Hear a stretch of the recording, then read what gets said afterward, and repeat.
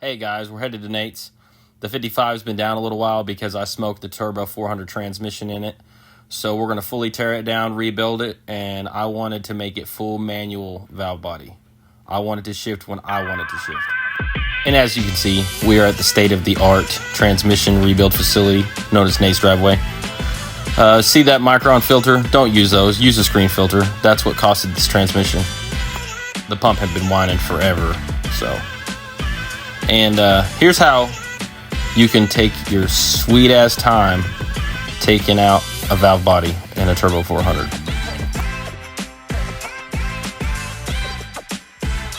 Oh, and finally it's out. Remember to get your check balls. You're only going to put 2 of them back in it.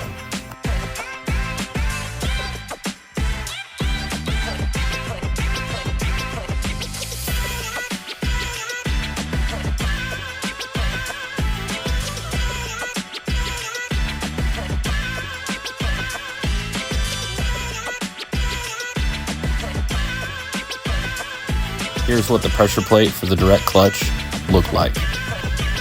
Yeah, that's broken in about 6 pieces. And given I was super gentle to this transmission its whole entire life, so I don't understand how it could be that tore up. I just don't get it.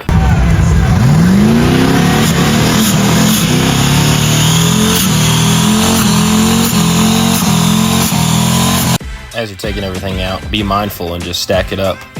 And if you look in the left corner over there, that's our orange professional internal transmission part stand. And as you can see, there was not really any heat in this transmission. It was dead cold. And the clutches looked great. I didn't even understand why we were going to rebuild it. And believe it or not, the best gunk cleaner that is out there is household oven cleaner. Then just bust out your pressure washer, put it on a pretty good high pressure, and just get after it.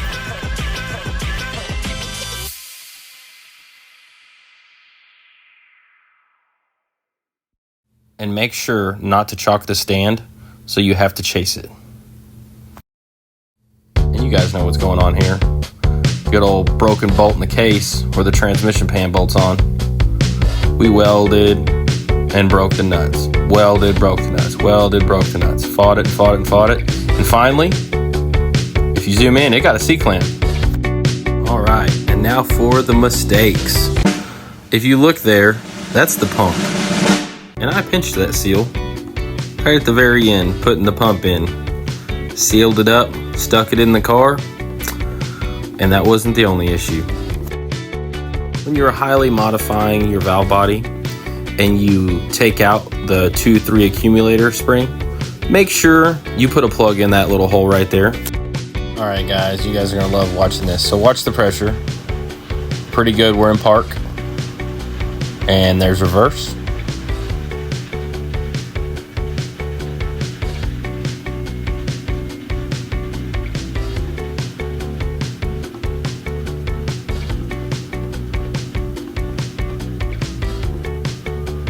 Neutral.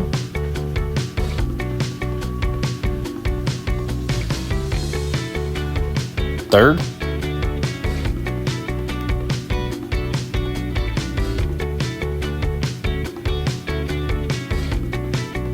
Second. And first. All right, so when you're installing the valve body, there's 2 gaskets and there's a mid plate. Well, if you look at the left corner, see that has a C? That means case. And this one says VB for valve body. And all of those pressures except for neutral and park were low. This happens if you put these in the wrong spot. All right, got that all straightened out. Got the valve body back in, gaskets correct. Filled it with fluid and took it for a drive. First, second, and third.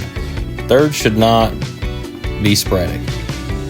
Notice that's not holding and it's lower. Still have an issue. And as this transmission got more and more heat, it quit having third altogether. It wouldn't go into third. And third was super delayed. I would move the shifter, the gauge would change, and it would take forever to lock into third.